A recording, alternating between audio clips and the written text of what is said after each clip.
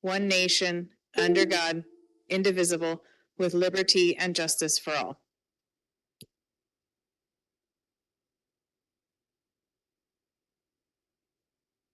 All right. For anyone who follows our Facebook page, at least, you may be aware that we received a cool award recently. Not we, the council, but we are going to get a little presentation about that award. And I'm going to turn over to Calvin first to kick us off. Thank you, Mayor, members of the council. We are really excited tonight to share this exciting news with you because of your leadership on this such important issue. So the City of Port Angeles has received the 2025 Implementation Award from the Washington chapter of the American Planning Association, APA, and the Planning Association of Washington. This honor recognizes the city's innovative and impactful work on the Pursuing Housing for All initiative, which really is setting a new standard for housing across the state. Adopted by the City Council, the Pursuing Housing for All municipal code amendments and numerous other trailblazing efforts since then really aim to support a more diverse and sustainable range of housing options in Port Angeles. At the dais, there's a summary of some of the great work that you've all led on. These are also available for members of the public. And tonight, Ben Broderick, our planning supervisor, and Jalen Boado, our housing administrator, are going to provide you an overview of these critical incentives. And we're hoping folks are watching tonight and might decide to build more housing after learning of some of these great programs. Ben.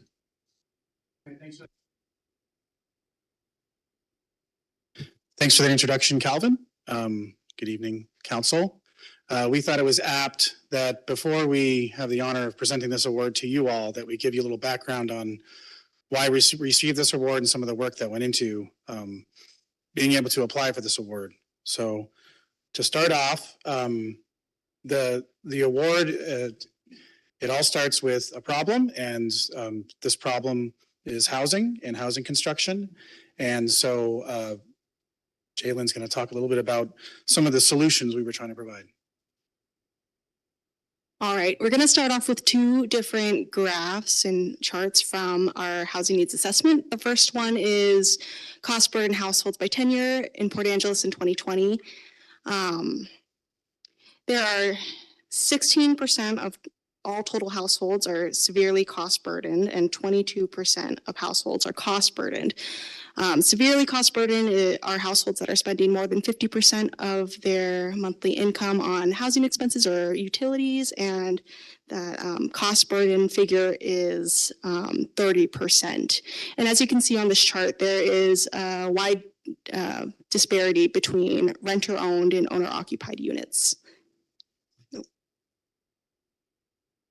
This next chart is looking at the housing that we'll need in the next 25 years, from 2020 to 2045. The yellow is permanent supportive housing, and blue is representing non-permanent supportive housing. And as you can see, it is skewing very far to the left, where we need a lot of housing under 80% of the area median income.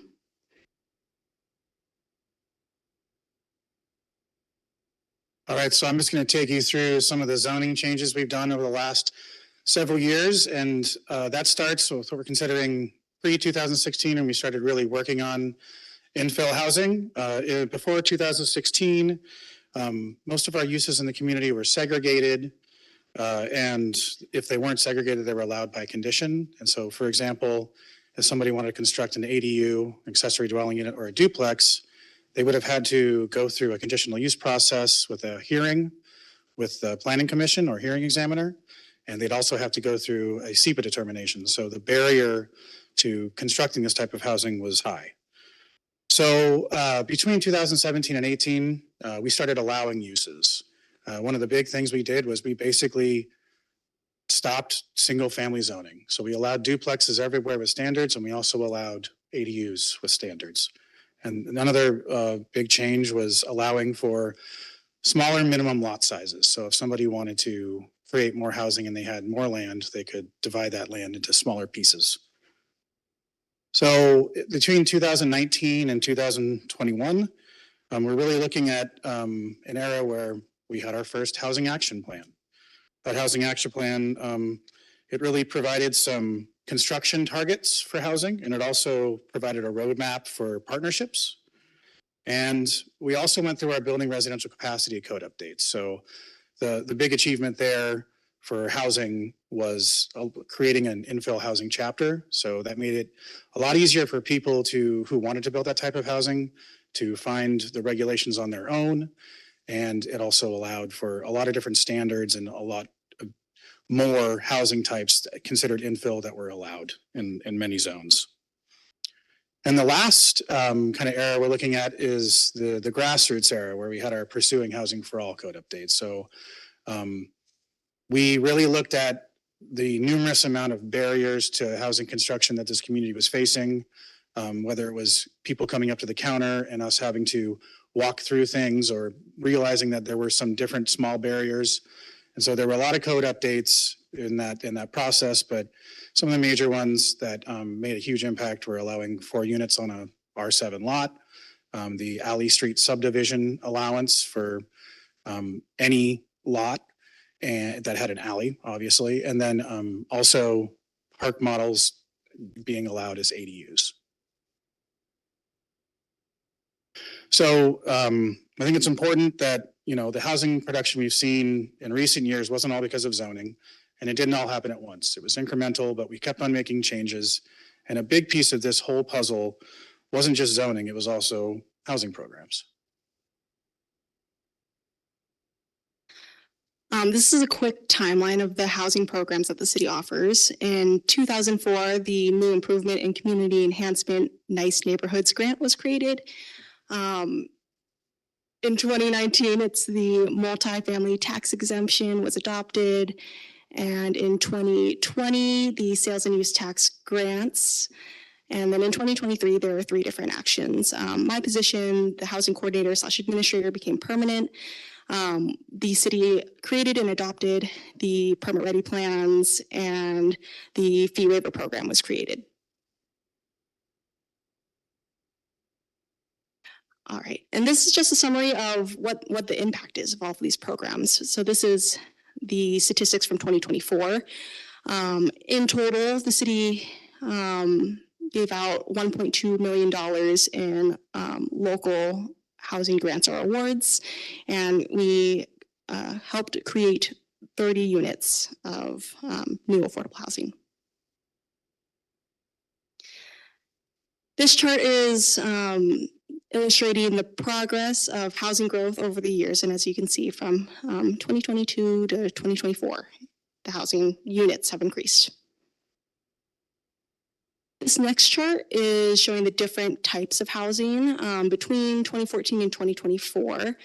And I think the message that we're conveying here is, in these later years, when these programs and the zoning was in place, the housing types have become a lot more diverse.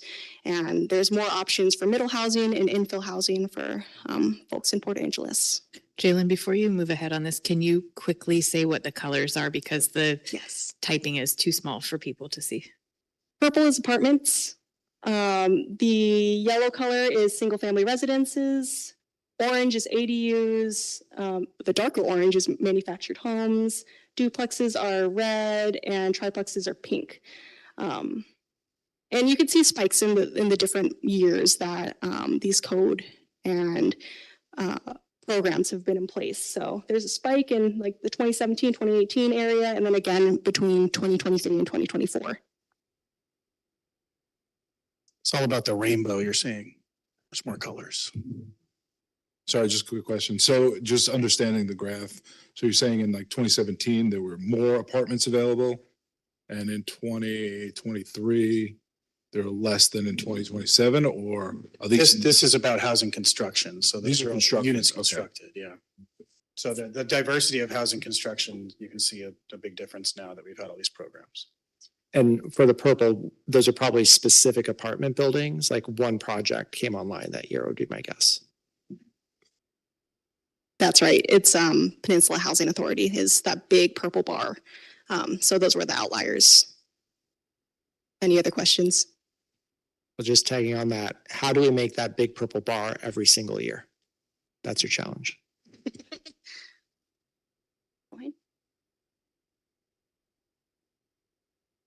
All right, so we were actually, as a part of this award, we were able to give a presentation at the state conference. And what you saw was a very truncated version of a 45-minute presentation. But there was one big piece missing, and that's our other presenter who wasn't able to be there, but he is actually on film, and we're going to play you that film right now.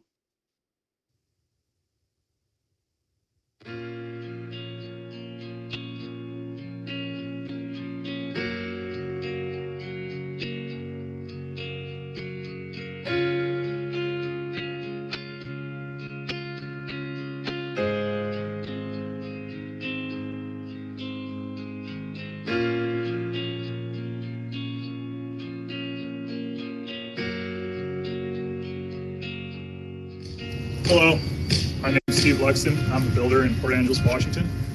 I'm from this area. I was born here. I went to Sequim High School, and I kind of got interested in this back in 2015. I was working at sea. I was a ship's officer by training, and I was able to buy a really small house in Port Angeles, but it was on a big lot.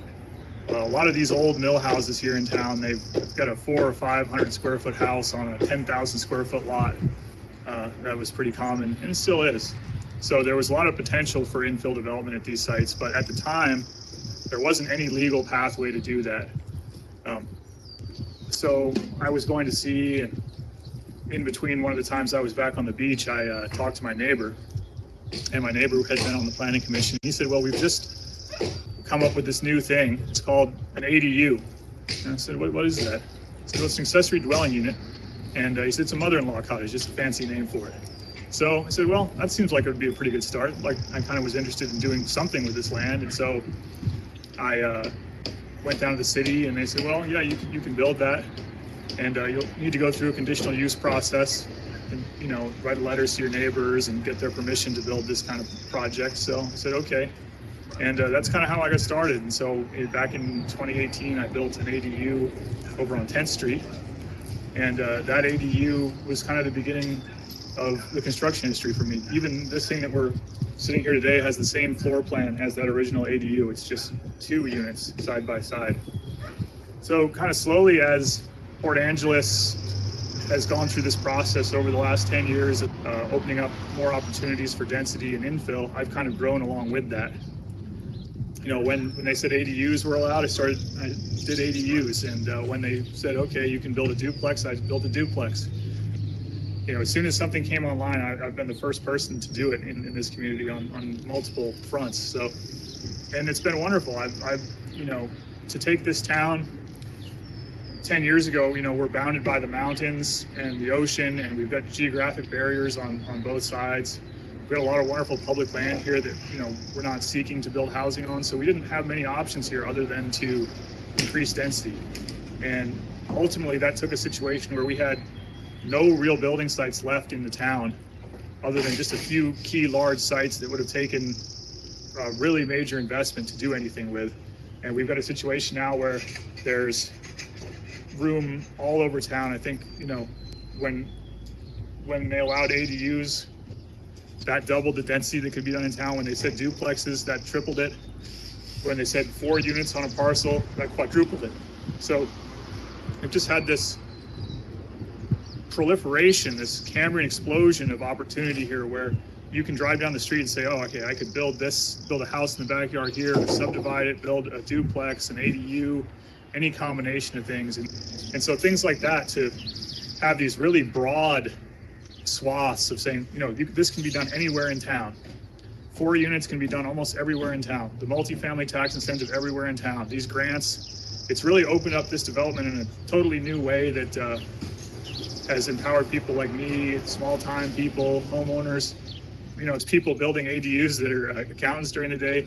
There's people putting in cabinets during the day, and then they go home and build a duplex. So we've got a really wide and almost egalitarian way that this has happened, where it's really empowered homeowners, small-time people all over the community to participate in this, not just big companies or CoStar or whomever are doing a lot of developments in the state along the I-5 corridor. So it's really been a wonderful change in this community. I mean, this community, half the people in this town say that it's been going downhill for 50 years, and half the people say that it's the best place they've ever lived. So we've got a really kind of complicated past here in a lot of ways, because this city was entirely dependent on resource extraction and the logging industry. And, you know, we've had 20,000 people living in this town for 40 years, very low growth here. So, you know, we haven't seen much happen, and we're finally starting to see this type of housing come online. And we've been able to do that because this has actually been able to get a really broad-based appeal from a lot of different people in town. We've had the Coast Guard, we've had different mills in town, we've had you know, groups that represent tourism, groups that represent restaurants, we've had environmentalists, and they've all weighed in and supported this. So we've got a really, you know, big tent program here in Port Angeles to allow these types of things. And a lot of times people come up to me and say, you know, can my son or daughter live in this thing? And in this project in particular, this is a multifamily tax exempt project with a guaranteed apartment at affordable rates. On my last project, which was very similar to this, we were actually able to provide all 4 apartments at the affordable rate. So it's been transformational for me as a small business owner. It's been transformational for our city.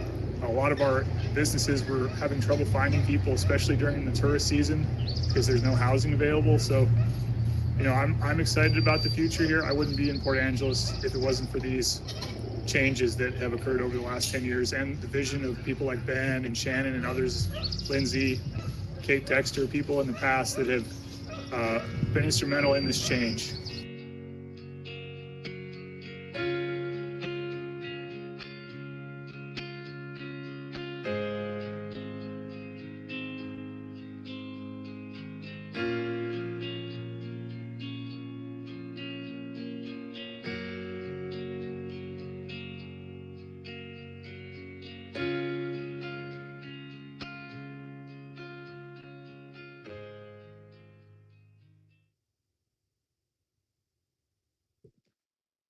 All right, thank you, Steve, for that good synopsis. So yeah, would you like to go present the award? So this award is for the entire community, but it is because of your guys' leadership, council's leadership, that these regulations have been passed and these programs have been moved forward. And I just want to remind you that we're not done yet. We're going to keep moving forward and continue to look for more opportunities to shine in this state and get more awards. Congratulations.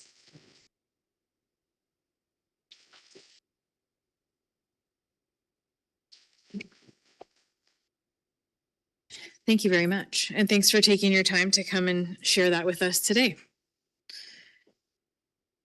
All right. We will move on to late items. Are there any late items from staff? Mayor and Council, no late items from staff this evening. Any late items from council?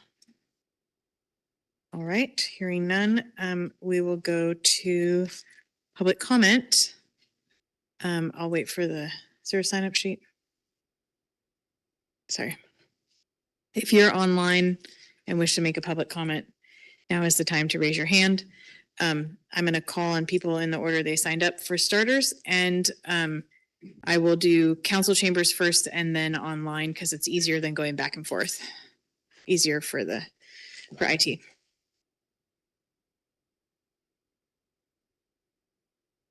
Thank you. Sure. All right. I have 2 people signed up. So we'll start there. First up is Lori Mittman. And just as a reminder for everyone, whether you're online or in person, please state your name and whether or not you're a resident, and then you'll have 3 minutes. If you're in council chambers, there are lights to keep track for you. And if you're online, I will keep track on my phone and try to give you a warning, but it's kind of hard. So go ahead when you're ready, Lori. Hi, thank you. My name is Lori Mittman, and I am a resident of the city of Port Angeles, and I'm here to talk about agenda item G1. Thank you so much for your consideration of my comments. It looks like tonight you will embark on the 3rd change to the comprehensive short-term rental policy since it went into effect on July 1st. While it is frustrating that so much of council and staff time is going to this topic when there are so many more important issues to address in the city, I've spoken with the staff and I do think I understand what you're trying to accomplish with this change. I'm not necessarily opposed to what you're trying to do, but I want to take a moment to compare this change with the last change that you did, which was Ordinance 3733, where you allowed certain people to have more than one short-term rental license, even though that wasn't allowed by the regulation. Even though this did the opposite of preserving existing housing stock, I think you did it out of a sense of fairness to those people who had been following the rules prior to the new policy. So I understand that. So according to staff, there's only about 6 or 7 current type 1 licenses that will be affected by this proposal tonight. I'm asking you to please adopt an amendment to this proposed ordinance to allow these 6 or 7 folks, like you did for Ordinance 3733, who have followed the rules exactly since the enactment of the new policy on July 1st, allow them to be grandfathered in like you did the other folks. They should be allowed to stay in type 1 even upon renewal until the property changes hands. The new definitions will apply to all future applicants. It's the only way to treat these 6 or 7 people fairly and stay consistent with how you treated homeowners as you did with Ordinance 3733. Thank you. Thank you, Lori. And next is James, and you're ready. So go ahead. Hi, James Taylor. I live here in the city. So when I saw item G2, which is talking about an amendment to the budget, I got busy with my calculator and looked at the budget. And right now, the budget calls for spending of $7,800 a person in this community. And I went, wow, that's a huge number. So I called my sister, who's the controller for City Oak Grove, completely different city, different format. They don't have parks or fire in their budget, but their budget is for $1,800 per person. So I was really trying to figure out why we have a budget of $7,800 a person when, a city that's growing has, in their budget, $1,800. And so then I think, well, I asked her, do you spend all that money? She says, no, when we budget, we always budget in fat so that we don't have to go have amendments to our budget, which I thought was rather interesting. So then I thought, well, is there any fat in the PA budget? And so I went back to 2024. 2024 asked us to spend $9,000 a person in the city in the budget. And then you go and look and see what the city actually spent, and they spent $4,000 a person. So it was 45% of what was budgeted. And I'm sitting here thinking, how can we understand our budget, and why aren't we asking, why is all this money being budgeted, yet it's not being spent? So what is the fluff in there that says, well, hey, we got a budget for close to $8,000 a person. We don't really have to pay attention to our spending because we'll never go over our budget. Do we actually know how much money the city thinks it's going to spend this year?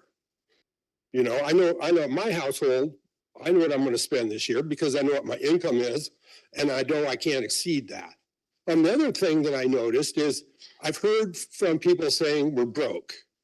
And yet, if you look at that first line at the very bottom of the budget, it says we have $100 million in the bank. So I'm really wondering, are we broke or are we rich? It's just totally confusing. And if it's totally confusing to me, then it's got to be totally confusing to you guys. Well, no, I'm not going to say that. You guys are brighter than me, but it is confusing why we have this huge budget, yet we don't spend that much. And so how much are we spending? And I just don't see how you can make these apples and oranges come together in any meaningful way. All right. Hey, thank you. Thank you, James. Anyone else in council chambers who wishes to speak?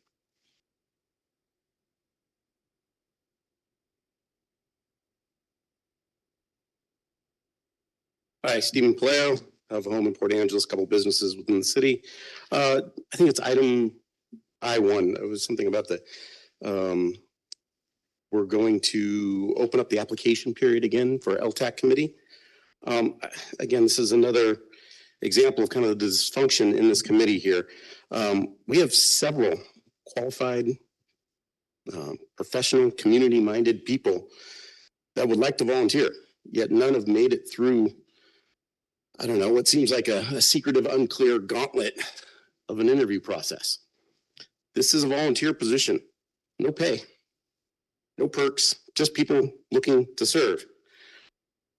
And then when the committee made the decision that only city residents were allowed to run, this limited the applicant pool even more. So now rejecting the few that do want to apply, you know, it feels not only discouraging, it's counterproductive. I don't know if the selection process is biased, if it's broken, or both. This is kind of the third or fourth LTAC controversy in the last year or so, and it just kind of keeps echoing my point. It's time to stop playing politics. We have smart, capable residents that want to serve. Let's empower them. Let's stop the repeated dysfunction, and let's move this committee forward. Thanks. Thank you, Stephen. Anyone else in council chambers? Okay, go ahead.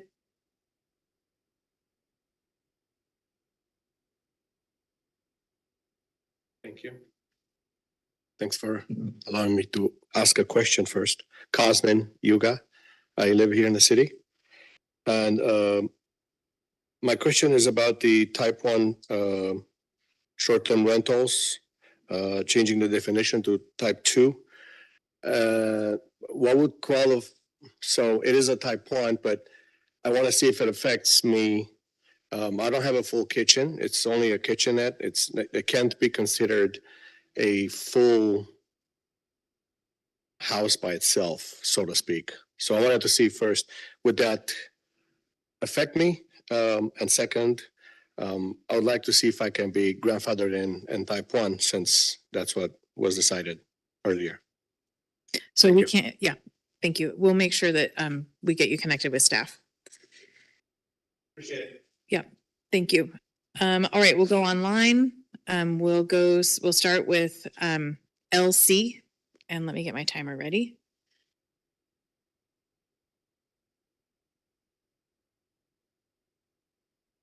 This is Laurel Kripe. Can you hear me? I can. Let me get my timer ready and then I'll let you start. Okay, go ahead when you're ready.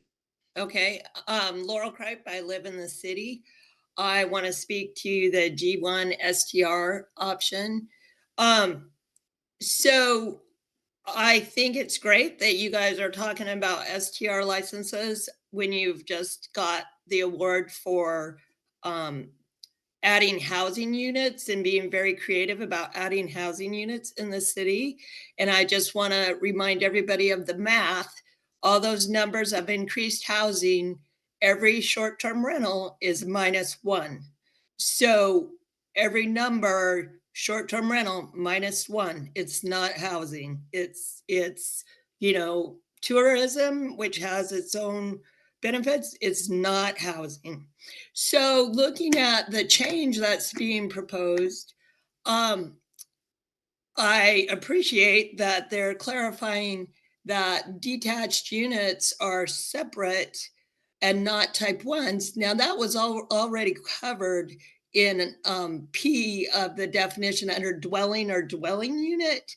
It lines it all out, but the licenses haven't been, the type 1 licenses haven't followed the dwellings. So I'm wondering, with this change, it looks to me if they're going to rely on building envelope, that what they're doing is saying that a multiplex is now going to be type 1 if the owner or designated lessee lives in the building. So that could be, as I'm reading this, duplexes are 2 dwelling units, but we've already had a lot of confusion in the licenses over dwelling units. So now it looks to me like they're kind of this code would open the door to multiplexes being given type 1 licenses. And of course, multiplexes are our most affordable rental housing. That's why they're built. So, and what makes it worse is it's not just the owner who has to live there, it's a designated lessee. So I think that changing the code in this way without going back and stating that a dwelling unit, there's our code has definitions of dwelling units. A duplex is 2 dwelling units, but that's not how it's been interpreted so far. So to me, this just makes it worse. It opens it up for STR motels, the lessees in there. That means it's not even the owner. So in a multiplex, you could have multiple lessees with their own type 1s, which are unlimited numbers. And as Well, far as the your time is previous up. person, Well, can you there's wrap up? room Your for time is type up. 2 licenses. Just switch to a type 2. There's still room in the cap. Thank you. So this is time is up, very Willow. dangerous. Thank you. Thank you. We'll go to Marcia Massey. I'm assuming that's Massey. I can only see the MA. Sorry, Marcia. We'll go to Marcia.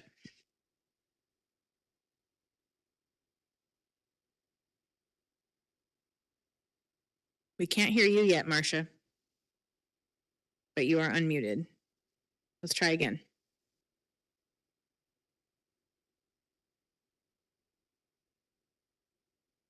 There we go. Can you hear me okay? I sure can. Go ahead. I'll start your timer. Thank you so much. Marcia Massey. I'm a part-time resident of Port Angeles and a full-time employee in Port Angeles. My comment is relative to item I-1, committee appointments, specifically City Lodging Tax Committee. It's my understanding that the requirements for the Port Angeles Lodging Tax Committee appointees were recently modified to require that the lodging tax members live within the city limits. And just based on that understanding and work I've done on a number of other lodging tax committees around the county and knowledge in the state, I understand the thinking behind that, but I just want to suggest that perhaps the narrow qualification that requires someone to live within the city limits might have a negative impact in terms of having some of the more qualified industry voices on the committee. I think, for example, if you've got 2 of your largest properties, it's important to have diversity. And I think the Lodging Tax Committee does have good diversity. But if your largest generators of lodging tax funds aren't able to be represented in that body, that seems to me that that might be an unintended consequence. So I would just like to suggest that perhaps the Lodging Tax Committee and the City Council may wish to reconsider that requirement and maybe broaden it to even say live or work in the city of Port Angeles. I think there are a lot of folks that are qualified and could be qualified and willing to serve on the committee, but they may not live within the city limits, albeit they may well live in the county and spend 40 hours a week at there in the city. So I would just suggest that maybe a reconsideration to broaden that would perhaps draw the most qualified pool of potential candidates and truly be representative on the Lodging Tax Committee. Thank you so much. Thank you. And we will go to Susie, who is online. I'll restart my timer.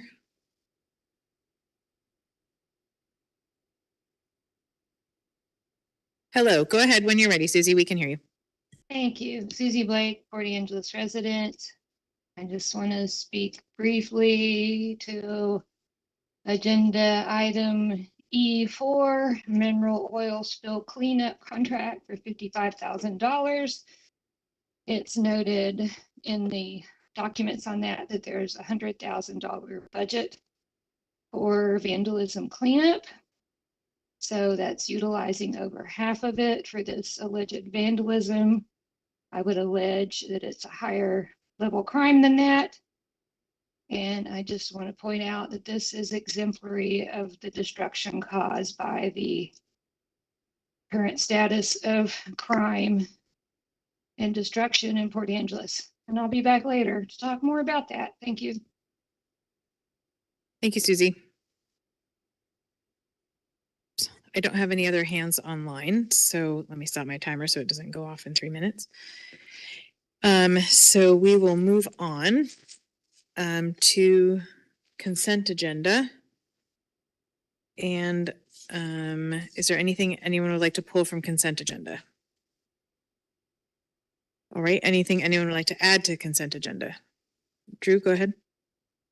Yes, I'd like to add G2, the 2025 Budget Amendment 1. Any opposition to that from council? Just point of clarification, it's only the first reading. So what does that mean to add it to the consent agenda? I think it just means we don't get the presentation on it. We just move it up and then do a second. That would be read. my intent and my interpretation as well. And then J1, backup server replacement purchase, approve and authorize. Okay, any opposition to that? Okay, anything else? All right, staff, do you have any opposition to adding the budget amendment? No. No, okay. All right, then I will go ahead and read the consent agenda. We have the city council minutes of April 15th, 2025. Expenditure report from April 5th, 2025 to April 25th, 2025 in the amount of $4,306,312.34. Light operations material purchase, pads, dividers, and concrete vaults. Mineral oil spill cleanup service contract SVC 2025-17 CL0325. Cisco Umbrella DNS Security Advantage subscription renewal. Opportunity Fund Agreement, City of Port Angeles, A Street wastewater capacity improvements, 2025 Budget Amendment number 1, and backup server replacement purchase. Any comments, questions, or a motion to approve? So moved. Second. All right. Any questions? Okay, we have a motion to approve the consent agenda as read. Anyone opposed, please state your opposition. Hearing none, the motion passes unanimously. Thank you. All right. I'm going to guess that the G1 is going to take us a little more than 20 minutes. And so I'm going to suggest that we take a couple of minutes to, or at least do item I2, and then take a quick break and come back for G1. I2 is the, I2 is AWC. Nathan, do you want to take that? Mayor and council, we have the Association of Washington Cities Summer Conference coming up this June in Kennewick, Washington. And as discussed this past January among council members, council suggested that those council members who weren't able to attend the AWC City Action Days would be eligible first for the summer conference. This evening, we're requesting that council nominate 3 individuals, 3 individuals or less, to attend the summer conference for Association of Washington Cities. All right. Oh, yes. Okay, Drew, go ahead. So I just wanted to do a quick reminder. Last year, council selected me to participate in the Washington Collaborative Elected Leaders Institute. I always have to look up what the acronym stands for. And that included the capstone, which is at this. So last year, council already approved me to attend this event. Right, so we have Drew. Are there other council members who would like to go? I'm interested. Okay. I'm also interested. Okay. Anyone else? Amy's interested. Okay. And went to the other one. So I will. Brendan. Oh, and Brendan also is interested. Okay. It's the 24th, right? It is the 24th through the 26th of June. Okay, and I will just note, I will be on site but not attending the conference because the MRSC board has an in-person meeting in conjunction with AWC, but that is paid for, my participation in that is paid for by MRSC, so it'd be separate, and my intention would not be to participate in any of the AWC conference parts of the conference. Yes, go ahead. There's no reason why we only have to bring 3 council members to one of these conferences. Other cities bring their whole council. The restriction would be if more than 3 of us are in a room discussing the business of the city of Port Angeles, that would be an OPMA violation. This conference is big enough that that's highly unlikely that that would happen. My cost is covered by the Legislative Priorities Committee for AWC as well. If we're all interested in going, let's just all go. I think our budget in this area is robust enough. This is our main expense for it. So we don't have to actually limit this to 3 council members. Are there other thoughts? Go ahead, Amy. I'm happy to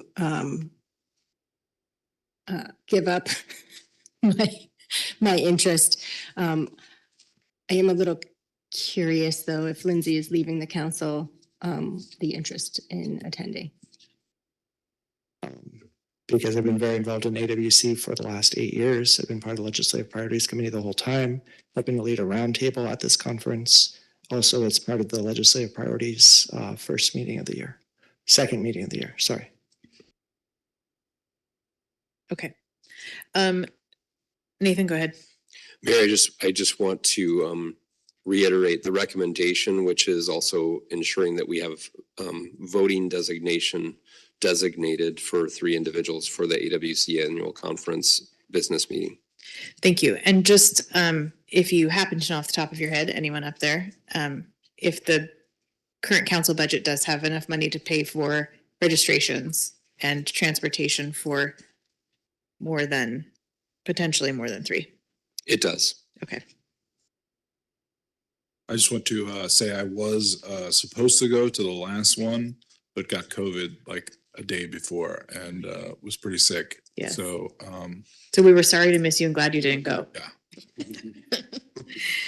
Madam We missed. Yes, go ahead. Well, I think that looking at the agenda, it's going to be a great agenda for learning. And that's what these AWCs are, help us to network and to learn more. But I'll stay home and hold down the fort with staff here because I got jury summons during that week. And my summer camping vacation is that week. So I'll be staying here holding down the fort for hanging out with staff. All right. So we have 4. I would have, if I stayed for the conference, I would have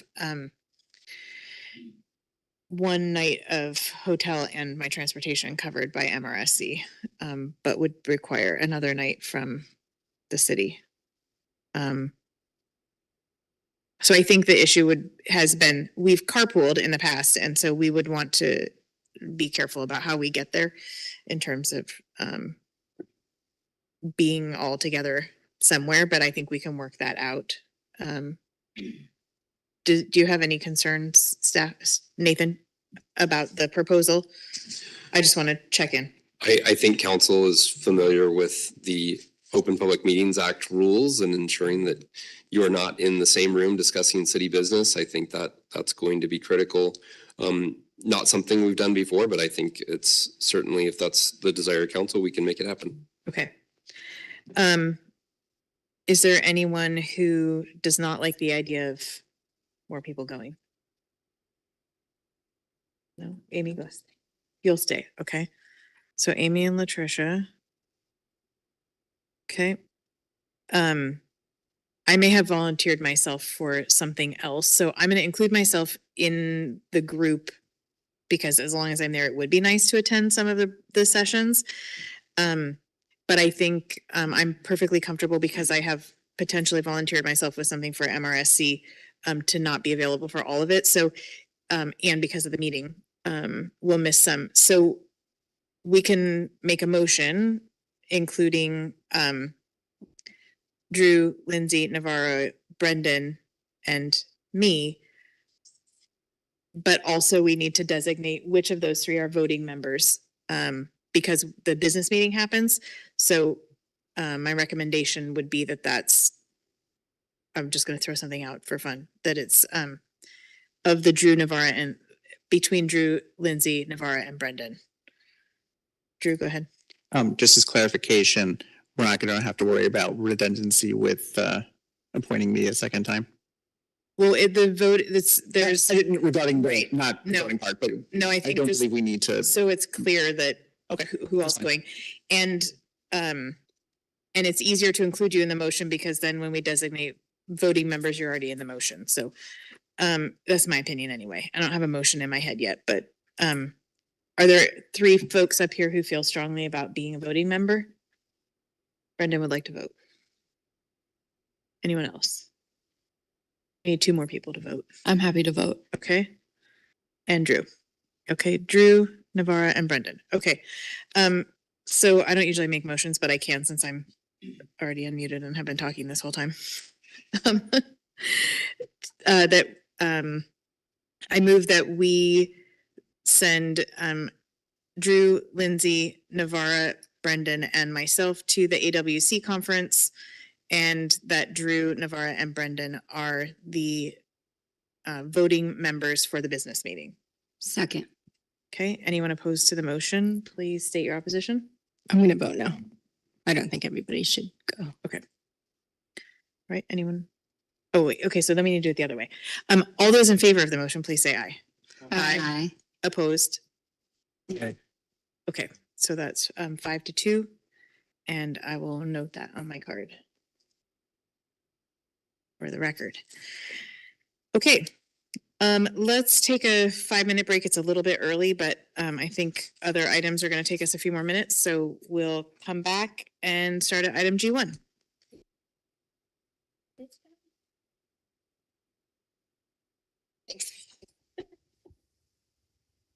Yeah, Which one? I won.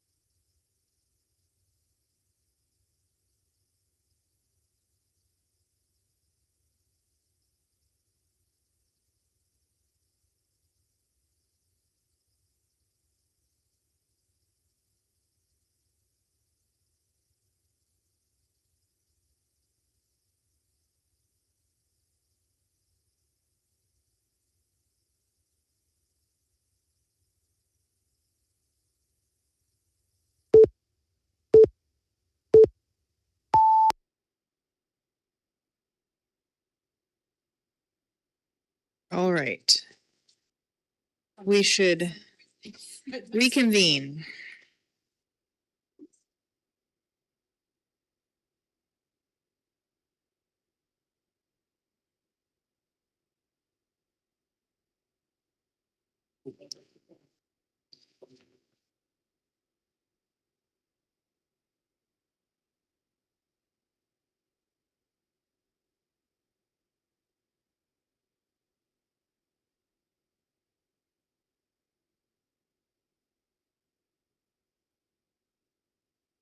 Okay.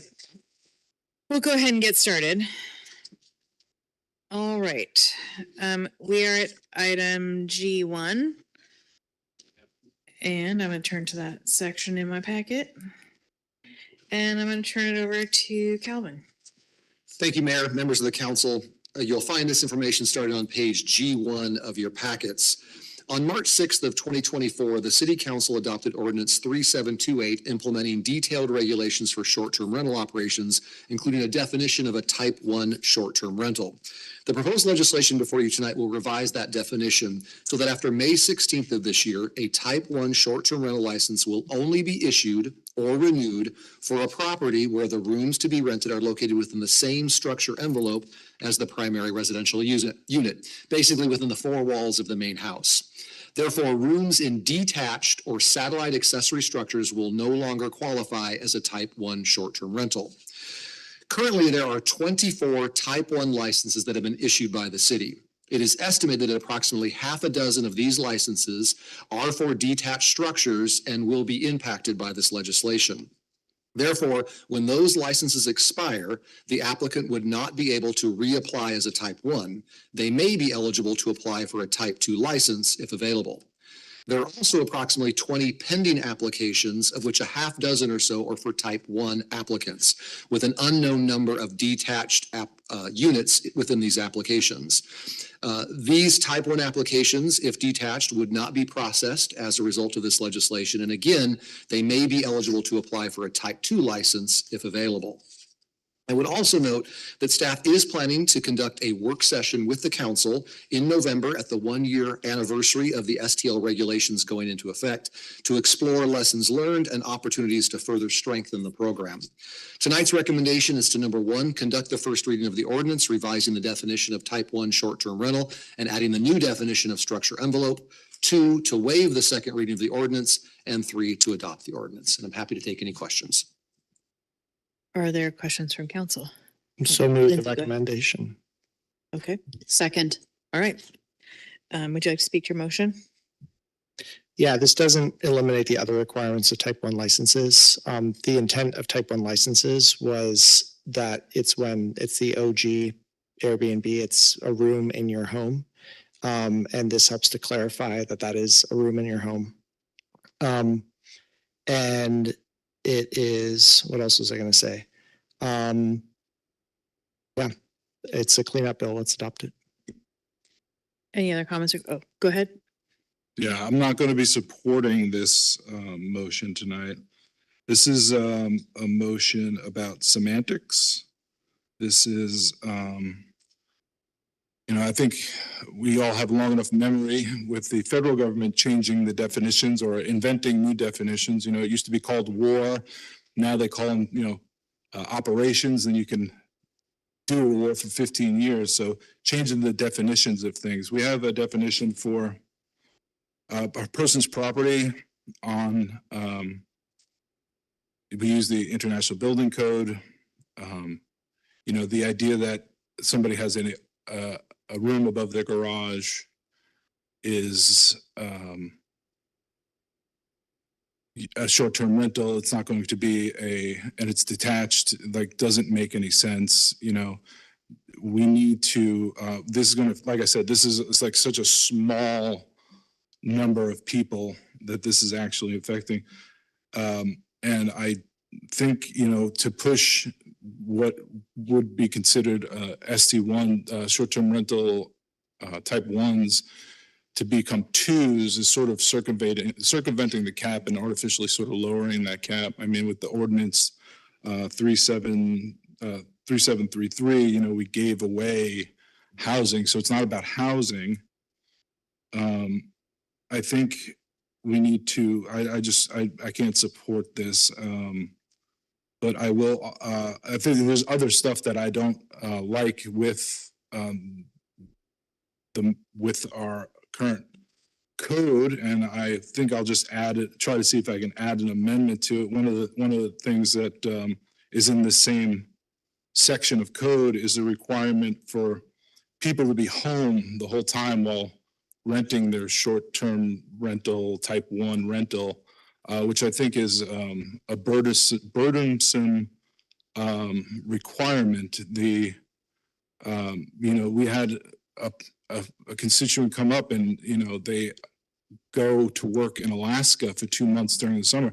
Nicest place here, but also best time to catch fish. So, they're renting out their house and it should be classified as a type 1. The type 2s are businesses. It's houses that are turned into short-term rentals. Type 1s are people who are maybe getting extra income, supplementing their income slightly, but they're not businesses in the sense of that house is all it does is make money, or it runs as a business. So I think to have that burdensome regulation in there, it's unacceptable to me. So I'll make an amendment to the current motion. Move to amend. To amend, sorry, to the current motion. Oops. Email's not working right now. Hold on, what did I? Sorry, bear with me 1 second.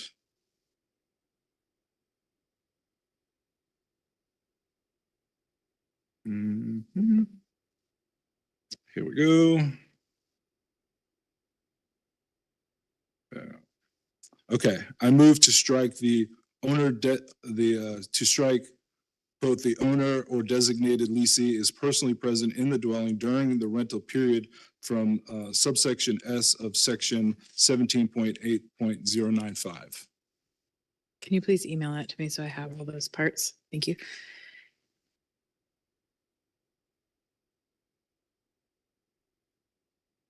Second. Okay. All right, so you spoke to your motion. So it's a new amendment, and so Lindsay, go ahead. Yeah, the reason that's there is because the type 1 licenses are not capped. And that's because very few people were using them when we had a 2-year discussion about this policy. Because there's no cap on them, they are tightly regulated because it is a very narrow exception from the cap. So if somebody wants to have a short-term rental and not be personally present, they can do that. It's called a type 2 license, and they are able to get those licenses now. So there's no need to remove this exception, because what it's doing is it's trying to make the exception swallow the rule. The rule is that we cap the number of short-term rentals in Port Angeles. We have 2 narrow exceptions to that. One is the type 1s, the other is genuine bed and breakfasts. People have to follow all of those burdensome regulations to get those licenses, because those are exceptions from the general rule, which is the type 2 license, which is capped. So vote no. Anyone else want to speak to the proposed amendment? Amy, go ahead. I am not going to support any of these. I am looking forward to talking more about that in November. Anyone else? Yep. Okay, so I will just speak to the amendment because I appreciate the point, and actually I wasn't going to say the same thing Amy was going to say, but I do feel like we keep tweaking and tinkering, and that's the whole point of a code update, is that it's nimble and we can work with it as we need to. And I know that there is a renewal period coming up, which has some potential impact, and we have a work session in November, and I would like to give things time to shake out and see where we really are in November. So I'm not going to support the amendment. Anyone else wish to speak to the amendment? Okay, so we have, did you send that to me? I'm just going to read it because otherwise I'm going to mess it up. So we have a proposed, we have a motion to amend the main motion. I'm adding a little bit of language to it. To include also to strike the quote owner or designated lessee in person is personally present in the dwelling during the rental period, end quote, from subsection S of section 17.08.095. All those in favor of the motion, please say aye. Aye. That's the amendment. Did you? I didn't have my mic on. I meant to say no, sorry. Okay. All those opposed? No. Okay, so we have the main motion before us, which is to adopt the ordinance revising the definition of a type 1 short-term rental and adding the new definition of structure envelope to waive the second reading. That's included in the motion. Further discussion on the main motion. We'll go to Drew and then Navarra. No, oh, you didn't. Okay, go ahead, Drew. Mayor, can you clarify that vote, please? Yes, the vote on the amendment was 1 yes, 6 no. Okay, thank you. I'll write that down on a card too.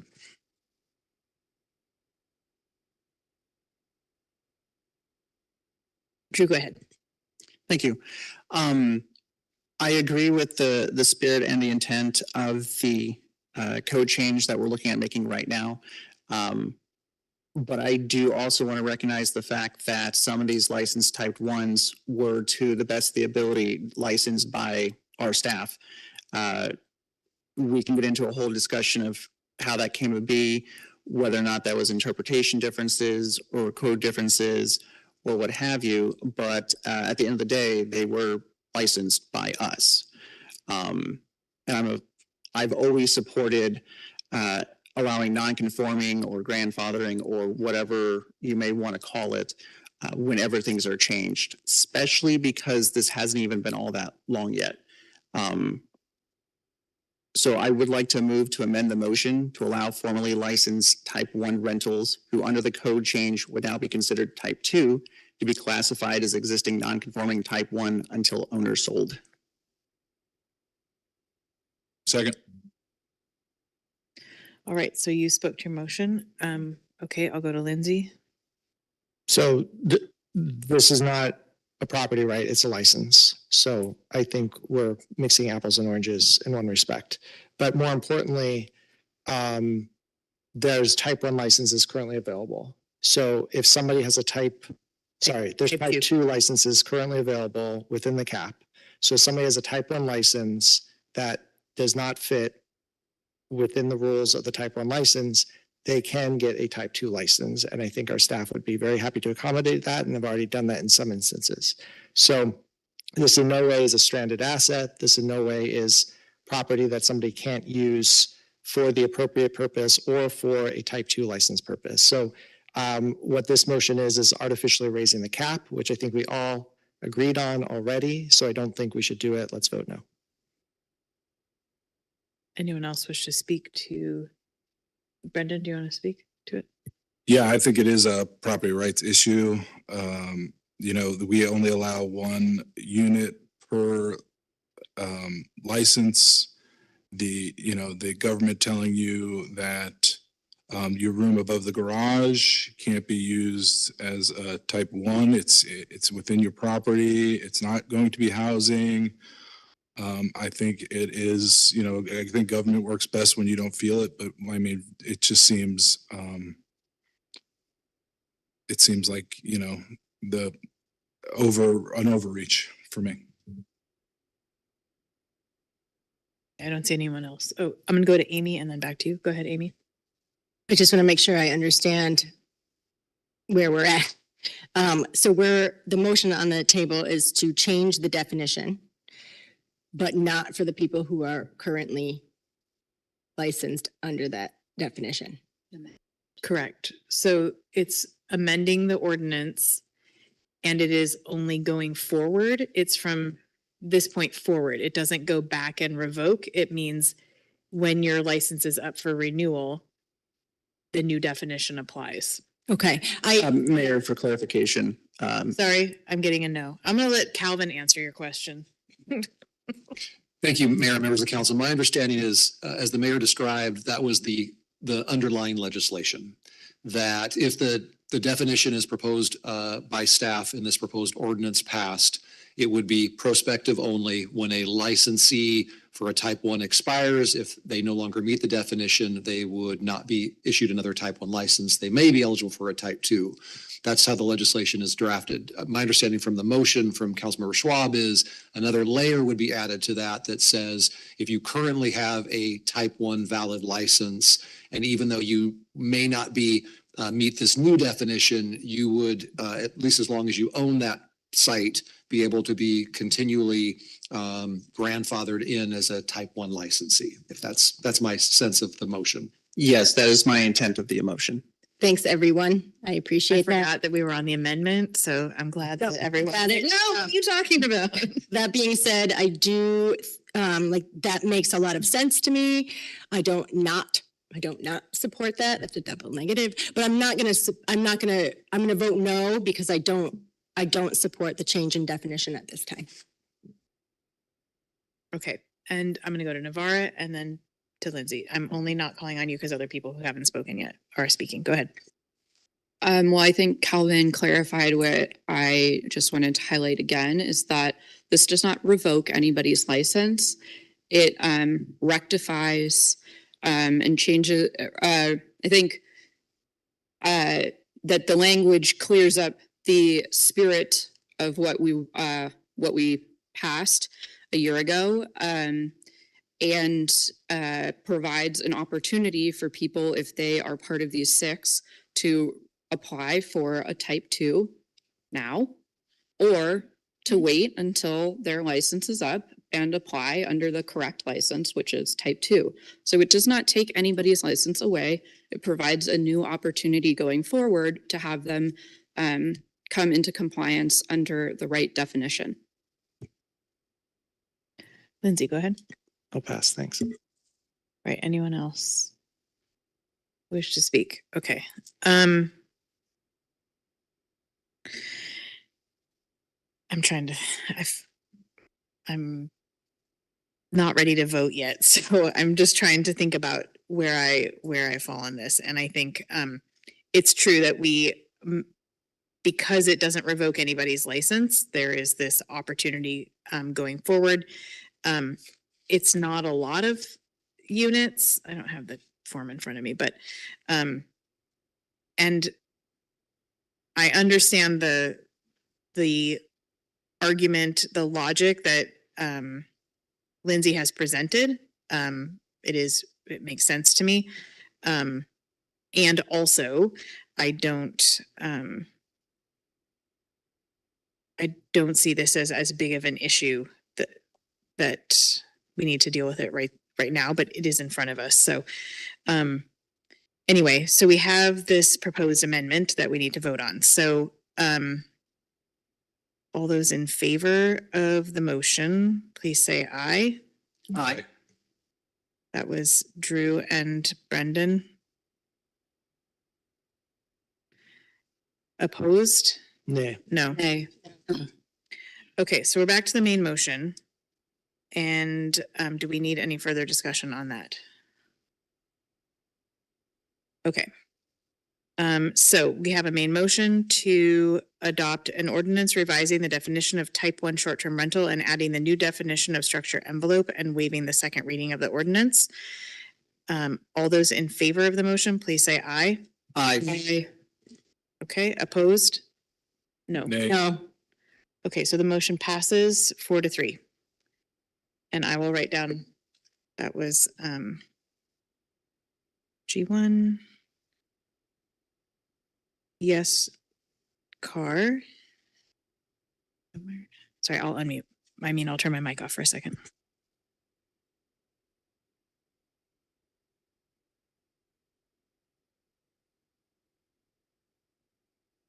Okay, thank you all for your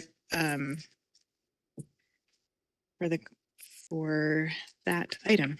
I don't know what I was going to say. Okay, that brings us to item I1, and I'm gonna turn it over to Nathan, and then hoping to hear a little bit maybe from the committee if they'd like to share. I1 is the recommendation from the committee. Go ahead, Nathan. Mayor and council, staff did reopen the opportunity relative to candidates for the Lodging Tax Advisory Committee as well as the Utility Advisory Committee. 2 applicants were deemed eligible following the application period. Those applicants were then submitted to the ad hoc committee, which consists of Deputy Mayor Carr, Councilmember Miller, as well as Councilmember Schwab.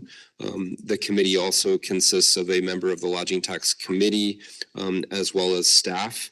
The committee took the opportunity to interview candidates for both the one candidate for both the Utility Advisory Committee and one candidate for the Lodging Tax Advisory Committee, and has made a recommendation to appoint an individual, Michael McDonald, to the member-at-large position of the Utility Advisory Committee. And I'm sure the ad hoc committee may wish to speak further to the recommendation this evening, which is to approve the appointment to the city's permanent committees as detailed in the tables below, and to authorize city staff to open an additional application period until vacancies are filled for the Lodging Tax Advisory Committee, tax collector position, Public Safety Advisory position number 3, Utility Advisory Committee, Industrial Customer Representative, and the student positions for all 7 of the city's permanent boards, commissions, and committees. Thank you, Nathan. Really quickly, I just want to say, and this is not something I think we should deal with tonight, but at some point we may need to talk about as a council. I don't know. We don't have an industrial customer right now for the Utility Advisory Committee, and so we may want to look at the makeup of that committee and how we want to deal with that going forward, because that position will just be vacant for the time being. And so there's no one to recruit from. So, all right, anyone from no pressure, but anyone from the committee want to, go ahead, Brendan, you have your hand. Oh, yeah, I was just curious of feedback why the other candidate wasn't selected for the lodging tax. So anyone from the committee want to speak to any of your work? Navarro, go ahead. I'm happy to speak. Drew is our chair, so if he'd like to go first, that's fine, but I'm also happy to weigh in about why we. Navarro is more than welcome to speak first. Traditionally, we've kind of been deferring to each other if it's a committee that we serve on or have served on, although I serve as chair. So in this case, being on LTAC, Navarro kind of took point on this. I think we're all very grateful for the applicant who applied. One of the challenges that we've had with committees is that we have opened up the period for only a certain amount of time. So like, for example, 30 days, right? And then we might get an applicant. And then the day that the position closes, we get more, right? Or the day after. And so as we look forward, that was something that we had talked about is letting people know the first review date will be on X, but that we will keep our application period open on a rolling basis. I certainly want to thank the person for applying. It takes a lot to put yourself out there. But as you all know, lodging tax is tasked with distributing a great deal of funds to members in the community. And we ask every committee member the same questions and look for responses that I think reflect on the knowledge of the committee member. Personally, I don't think that just applying makes you qualified to join a board, and that you also have to demonstrate a knowledge of the board or commission that you are going to be applying for. And I personally don't believe that that was met to the degree that I was looking for in this particular applicant. I certainly hope he applies for other boards and commissions. Obviously, there are quite a few that are coming back to us that might be, I think, a better fit. Thank you, Navarro. Drew, go ahead. Yeah, so for all of these during the interview process and even just the application process, I'm focusing on the side of I'm a business owner and I've interviewed and hired, I don't know how many people over the years. And so typically I'll go through because there have been questions of how exactly we choose people and make recommendations. And for me, it's going through the application, looking it over. Applications are open book, open note. So you should be able to answer the basic questions of what is this, because it's on the city's website. So were you able to successfully fill out the application? And then during the interview process, I paid more attention to the answer to their questions. Again, do they have even a basic knowledge of what exactly it is that they're applying for? If you're applying for the Planning Commission, for example, do you know what the Growth Management Act is? It's kind of a big deal. And do you even know what our comprehensive plan is? It's kind of a big deal. If you don't, at least being able to access or know where they're located at, to me, is a huge plus. I don't care if you know about Robert's rules. I don't care if you know those kind of intricacies. Mostly, do you know what the city has posted on the one page for that specific committee, commission, or board? But then the other part of it is, do you just feel like they're a good fit for it? When I say good fit, I don't mean that they have to agree. In fact, preferably they don't agree with the other people, and that their background is different than the other people is what I'm looking at. But there is a difference between fitting well and working together versus and having different opinions versus being potentially belligerent or disruptive to the process. I'm not saying that this applicant came off that way. I'm just saying in a general way, the same way as I interview employees, do I feel like this person would be a good fit? So that's just a little bit of my process when looking at applicants. And again, because of the current way we have our applicant pool set up and a deadline, it does shut out some applicants who missed the deadline. So we are looking at how we can revise that and make it so we basically can take applications all the time. Thank you, Drew. Brendan, go ahead. You guys just could have said he was unqualified. I mean. Is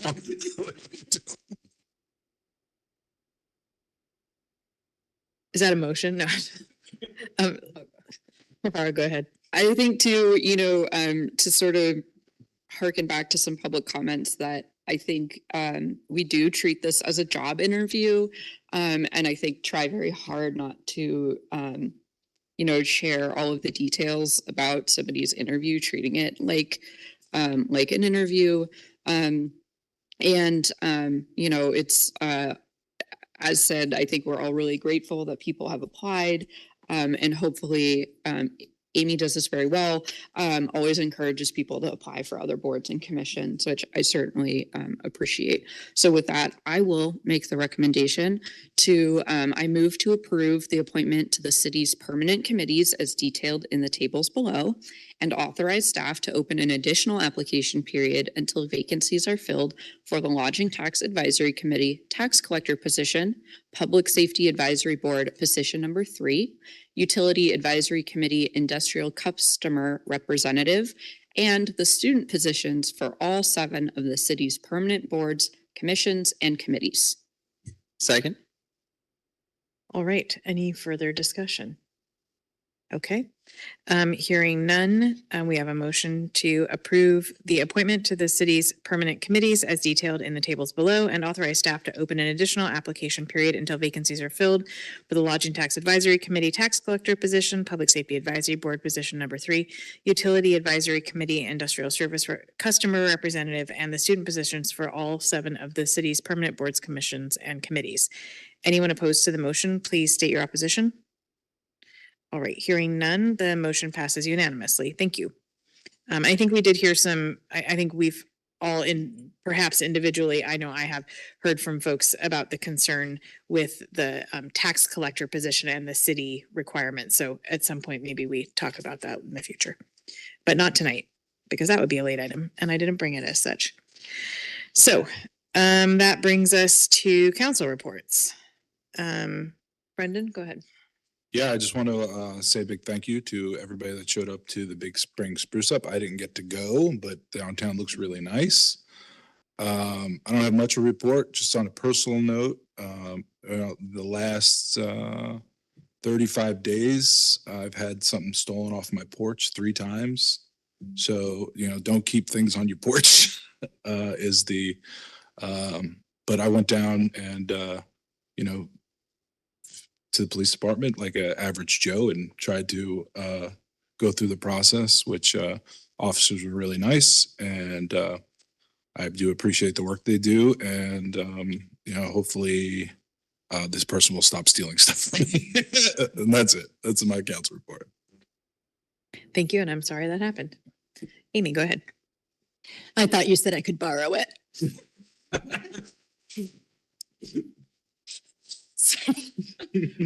Okay, so I have been participating in the homelessness task force, and we are getting close to finishing up our 5-year plan. It will be brought to the commissioners at a work session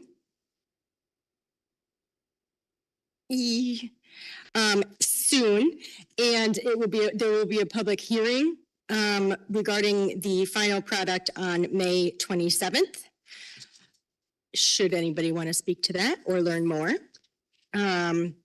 I also was able to go and support the safe parking initiative that's taking place out in Squim. I had some nice conversations with neighbors out there. I am now a full-fledged member of the senior center. Thank you, I think. But I say that because I got to see a free showing of a concert that was playing at Fields Hall, and that was pretty cool. So I encourage you guys all to join.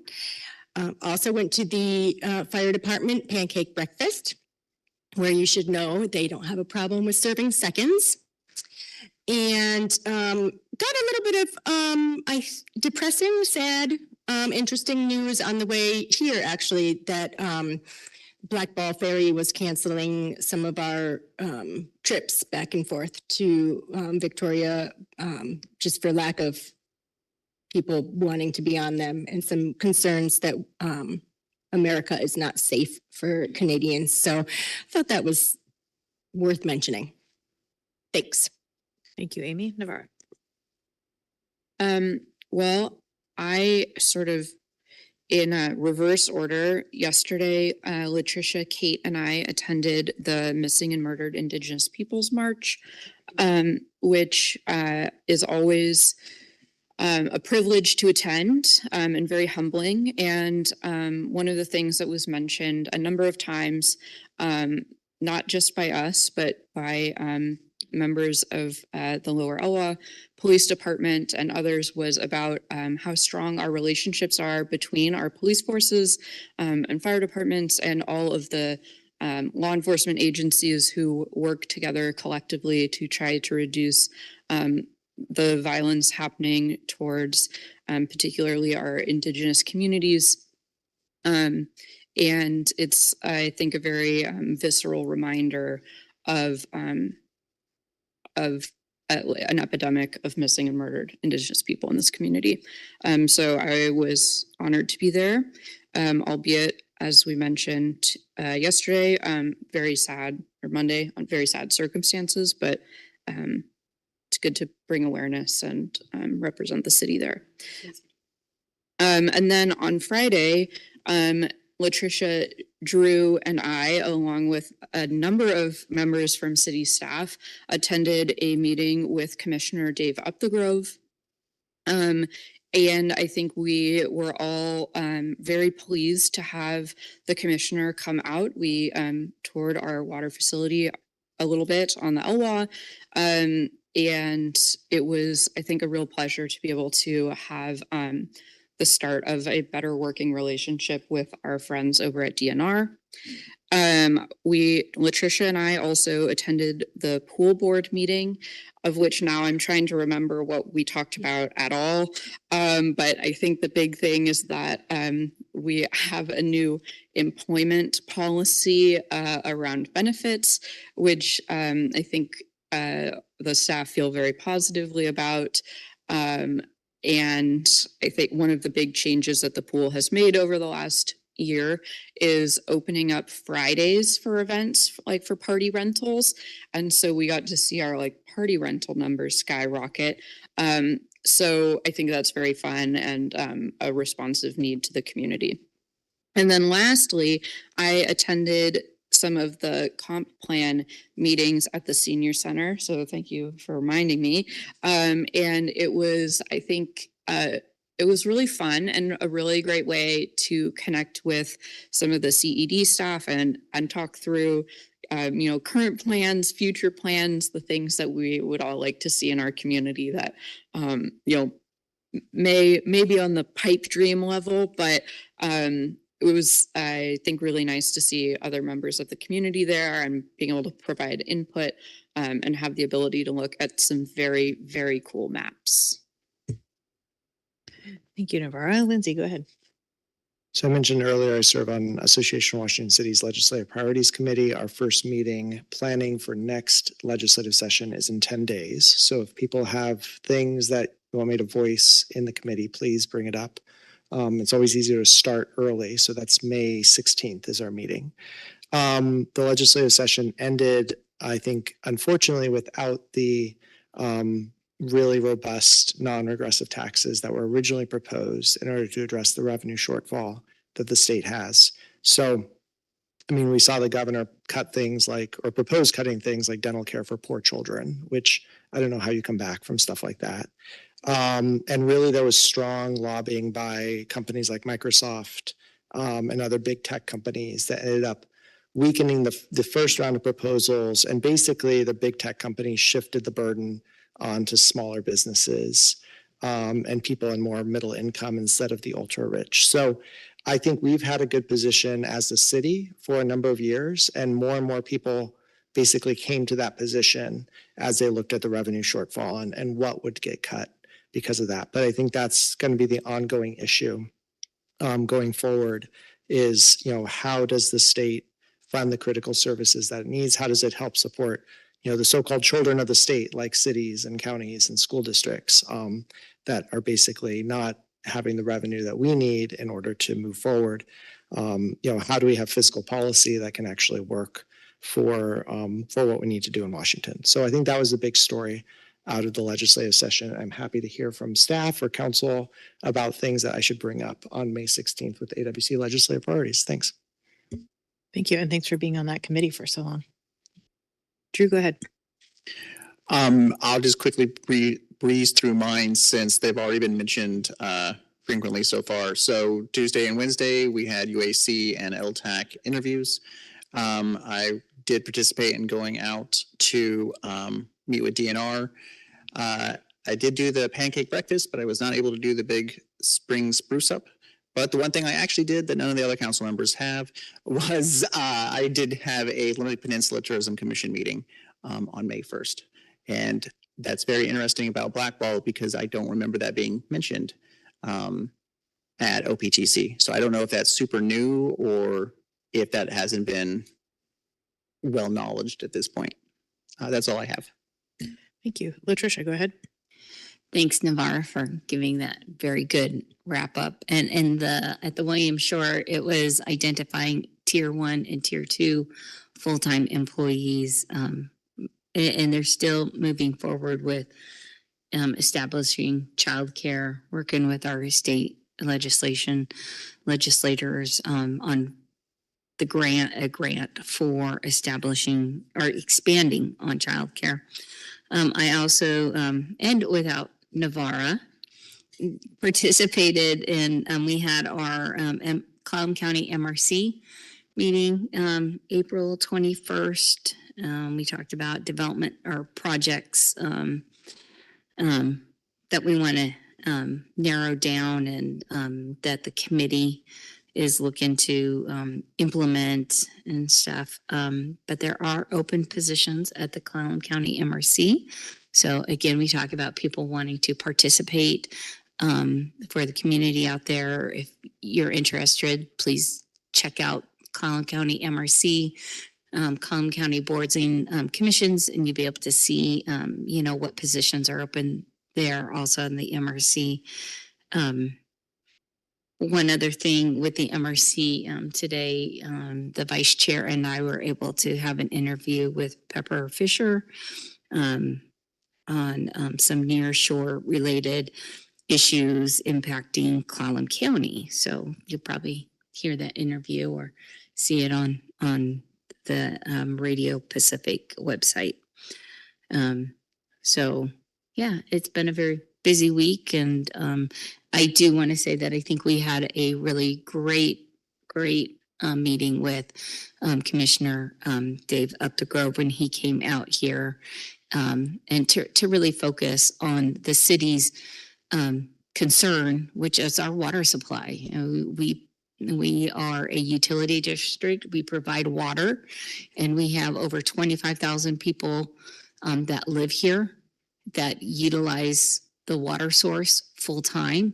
And then we have historically, the numbers are up to 4 million visitors that traverse, that come in and out of our area over the tourist season.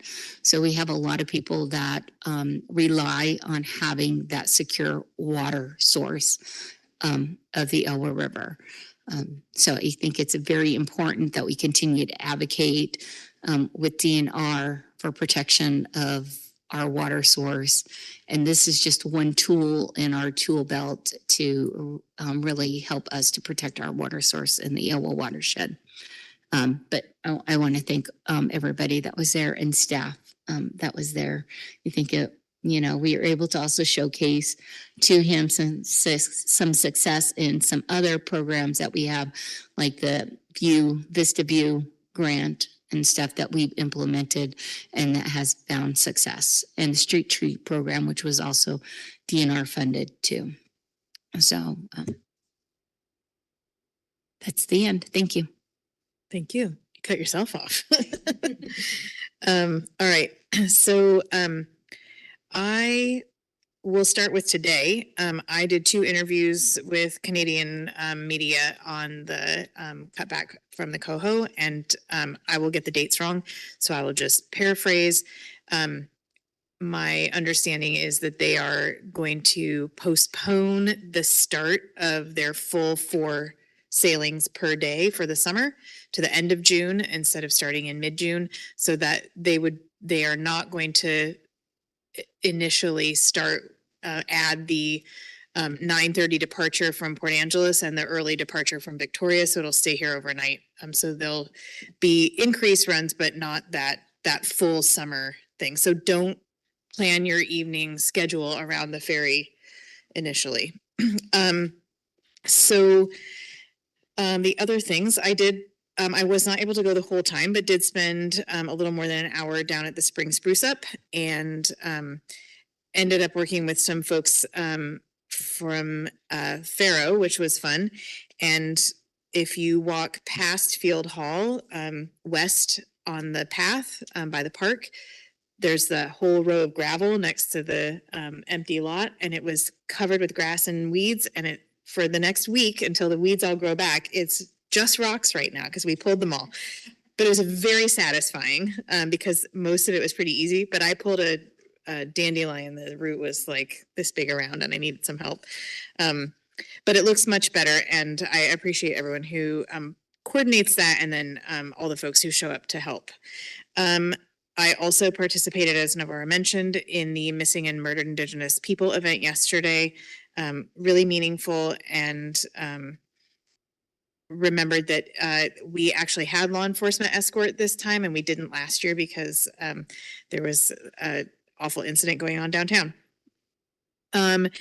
So glad that, yes, that Monday was better. And then lastly, I was not able to, I wouldn't have because there were already 3 people, but not able to participate in the meeting with Dave Updegrove because I was invited some time ago to be a presenter for the Peninsula College Leadership Academy. And it was the role of government and public safety in building vibrant communities. And so it probably will come as no surprise to anyone that I invited the chiefs to join me. So we were able to give some highlights and updates about rediscovery and community paramedicine. And so that was really fun. And it was a great, relatively small group. I knew almost everybody in the room, which I didn't realize going until we got there. I was like, this must be the wrong room. There's all these staff people here. But it was a lot of fun. And we shared our time with Matt Hewish, the city manager of Squim, who gave a little civics lesson and talked about his leadership style. And then we came up and it wasn't a competition, but I think our presentation was better. So, and that's all. So busy, but lots of fun stuff. So we'll go to city manager reports. So Mayor and Council, just want to make sure you're aware of upcoming meetings, including on May 20th, we will have a special meeting at 5 p.m., which will be a joint meeting with the Clallam County Commissioners to walk through the 60% design of the Joint Public Safety Facility, as well as the latest on the project's budget. Additionally, on May 27th, we will have a council work session, and I'm happy to report that Director Carrizosa did send out to you this evening the latest capital facilities plan that will be discussed at that work session on the 27th. That will take place between 5 p.m. and 7 p.m. And then on June 3rd, we have a special meeting that is a joint meeting with the Public Utility District in Clallam County, and that will start at 4:30 p.m. And then I want to mention that last Thursday, Director Delicott and I attended the 2025 Clallam County Community Service Award, and we saw Paul Forrest accept that award, which we're extremely grateful for. Huge thank you to Peninsula Daily News for sponsoring that effort and that award effort, as well as something to celebrate that they announced at that event is that next year there will also be a youth award opportunity that we're very excited about. Just want to say that I think council would be very impressed if you were not there relative to the strong voice provided by the team effort at the Department of Natural Resources meeting with Dave Up the Grove last week. I think your council representatives did an outstanding job and really a good meeting as a whole. And then finally, I want to mention that major investments were made by staff at the Big Spring Spruce Up. Particularly our parks team was down there over the weekend, making sure that all of the cleanup effort was facilitated, and our public works crews continue that cleanup effort this week. Really excited efforts that we're seeing downtown. So council, that's all I have for you this evening. Thank you. All right, that brings us to our second public comment period. There is no sign up, so if you are in person, please come down. We'll do council chambers first, and if you are online, please raise your virtual hand. Go ahead, John, when you're ready. Is it going? Yeah. Hi, John Ralston. First, I wanted to congratulate the city with the award for the great strides they made in the permitting process, et cetera, et cetera. But what I do want to ask is that in particular, when that presentation is not available online, at least it wasn't for me, that when you have stuff up on the screens, that you use much larger fonts. I don't know how you guys do, but I know where I am up there, I could barely see a thing. Second item, you're going to have a workshop regarding STRs sometime in November. And if I understand right, the public can't participate in those workshops, which is fine. But I hope you advertise so that the STR group or people that are concerned about STRs will participate as far as listening to the direction that the council may be considering changes, et cetera. The third item is, yes, Blackball's change, and it is posted on their website. And I think Kate stated accurately what's going on. Thank you. Thank you. Next, James, go ahead. I don't have any hands online right now. Hi, I'm James Taylor. I'd like to hear myself talk. There's a bunch of things. One thing that's been left out was the workforce task force housing meeting, which is on Thursday, 2 o'clock at Vern Burton. So if you're interested in workforce housing, that meeting is happening Thursday, 2 o'clock, Vern Burton. I really enjoy running into Navarre all over town. She mentioned the open house, the thing that I came and bitched about a couple of weeks ago. One of the things from the open house was we saw brand new documentation that has not been distributed yet. And because I'm rather vocal and obnoxious, I've asked for this documentation to be distributed. I know there's new maps. I also know from Maker that there is content that has been in possession of planning for at least a couple of weeks. It seems that since there's people of us that are the stakeholders, we should be getting that information in a timely manner, and we're not.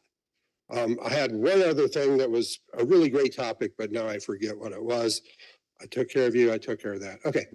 Have a good day. And you know where to find us in 2 weeks I'll find you. for your next items. Yeah. All right.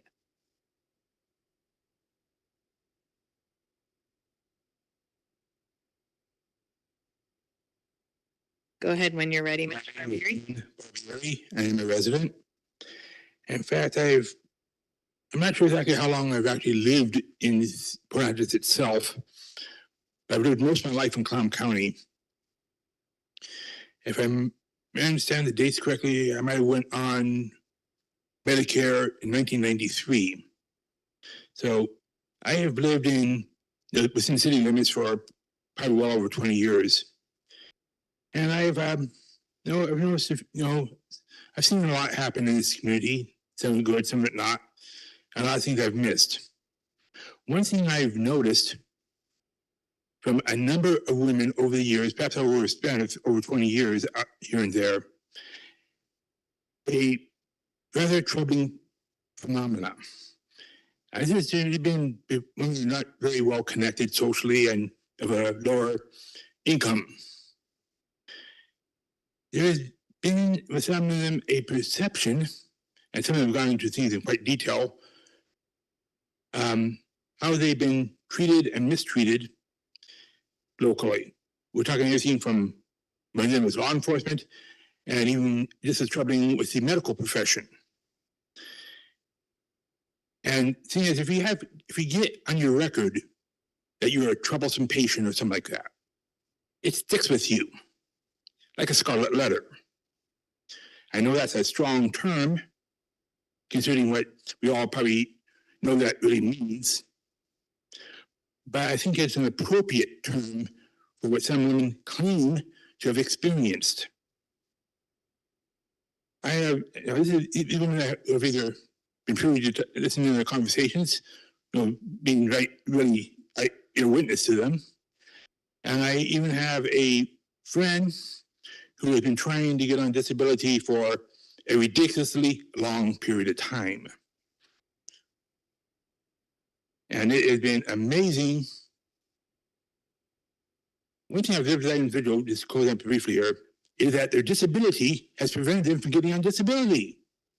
That sounds rather backwards, but that is my personal assessment, having known the situation for over 5 years. How much over 5 years? Well, that would kind of identify the person. So this is a concern to me. And I don't know what actually can be done about it at this level or any level. I just want you to be aware that there is a perception that something is wrong. Thank you very much for listening. Thank you. Anyone else in council chambers? We don't have any hands online.